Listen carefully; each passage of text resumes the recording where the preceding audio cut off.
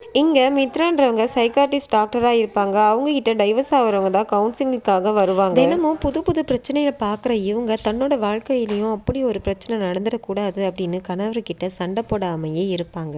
அதை மீறி அவரு சின்னதா ஒரு கோவப்பட்டாலும் அவருக்கு வீட்டிலேயே கிளாஸ் எடுக்கிறது, யோகா சொல்லி தரது அப்படின்னு ஒரு சைக்காட்ரிஸ்டாவே இருப்பாங்க. சண்டைகள் வராம இருக்க அவருக்கு பிடிச்ச சாப்பாடை சமைச்சு தரது, அவருக்கு சின்ன சின்ன கிஃப்ட் பண்றது, ஒன்னா சேர்ந்து கேக் பண்றது, அவுட்டிங் போறது, சர்ப்ரைஸ் பண்றதுன்னு அப்படின்னு அவர் ரொம்ப ஹாப்பியாக வச்சுருப்பாங்க. ஒரு நாள் தன்னோட மனைவி ஆஃபீஸ்க்கு பார்க்கலான்னு போகிறாரு. அப்போ அவங்க பிஸியாக இருக்கிறதுனால வெயிட் பண்ண சொல்கிறாங்க. மீட்டிங் ஹாலில் இருக்கும் போது அங்கே 2 பேர் இருக்காங்க. உங்களுக்கு என்ன பிரச்சனை அப்படின்னு அவர் கேட்குறாரு. எங்களுக்கு எந்த பிரச்சனையும் இல்லை, ஒரு ஆப்பை பற்றி பேசதான் மேடமை பார்க்க வந்தோம் அப்படின்னு சொல்கிறாங்க. இங்கே பிரச்சனைன்னு வர ஹஸ்பண்ட் அண்ட் ஒய்ஃபுக்கு அந்த ஆப் ரொம்பவே யூஸ்ஃபுல்லாக இருக்கும். ஆப் சொல்கிறத அந்தந்த டைமில் செஞ்சாலே போதும், எந்த பிரச்சனையும் வராது அப்படின்னு சொல்கிறாங்க. வீட்டுக்கு போய் தன்னோட ஒய்ஃப் ஃபோனை எடுத்து பார்க்குறாரு. அதில் அந்த ஆப் இருக்குது. அப்போ இவ்வளோ நாள் அவங்க பண்ணது எல்லாமே இந்த ஆப் சொல்லி தான் தெரிஞ்ச இவரு ரொம்பவே உடஞ்சி போயிடுறாரு. இப்ப அவங்க பாசமா எது பண்ணாலும் இது ஒரு ஆக்டிங் மாதிரி தான் அவருக்கு தெரியுது. இவர் ஏதோ ஒரு மாதிரி இருக்கிறாரு அப்படின்னு ஒய்ஃப் இவர்கிட்ட பேசணும்னு சொல்றாங்க. ஒரு மனைவியா நீ என்கிட்ட நடந்துகிட்டதே கிடையாது, ஒரு சைக்காட்டிஸ்டா தான் நடந்திருக்க,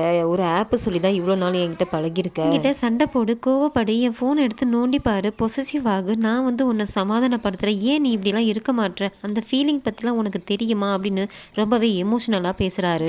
என்கிட்ட இவ்வளவு பிரச்சனை இருக்கான்னு சொல்லி ரொம்பவே ஃபீலிங் ஆகுறாங்க. அவர்கிட்ட போய் பேசுறதுக்கு எவ்வளவோ முயற்சி பண்றாங்க, ஆனா அவரு பேசவே மாட்டாரு. இன்னைக்கு உங்ககிட்ட நான் பேசியே ஆகணும் அப்படின்னு சொல்லி அவரை உட்கார வச்சுட்டு, நீங்க சொல்ற மாதிரி எல்லாம் நான் நடந்துக்கிறேன், கோவப்படுறேன், சண்டை போறேன், பொசசிவ் ஆகுறேன், என்னை நம்புங்க அப்படின்னு சொல்றா. அவரும் நான் எந்த மித்ராவை நம்புறது, இந்த மித்ராவா இல்ல பழைய மித்ராவா அப்படின்னு கேக்குறாரு. இல்லங்க, நான் அப்பவும் இது மாதிரி கோவம் தான் படுவேன், ஆனா அதெல்லாம் உங்ககிட்ட காமிச்சுக்க மாட்டேன், மறைச்சு வச்சிருந்தேன், பொசிசிவா தான் இருந்தேன், ப்ளீஸ் என்னை நம்புங்க அப்படின்னு சொல்லி ரொம்பவே கதறி அழுகுறாரு. ஒரு நாள் ஏதோ ஒரு பொருளை தேடிட்டு இருக்காரு. அந்த பொருள் கிடைக்காதனால அவளோட ஆபீஸ் ரூம்ல போய் தேடுறாரு. அப்ப அங்க ஒரு பேப்பர் மூட்டை இருக்கிறத பாக்குறாரு. அதுல என்ன எழுதிருக்கு அப்படின்னு பிரிச்சு படிச்சு பாக்குறாரு. இவரை பத்தி தான் அவங்க ஒய்ஃப் எழுதியிருப்பாங்க. அவங்களுக்கு எப்பெல்லாம் கோவம் வருதோ அதை ஒரு பேப்பர்ல எழுதி கசக்கி போட்டிருப்பாங்க.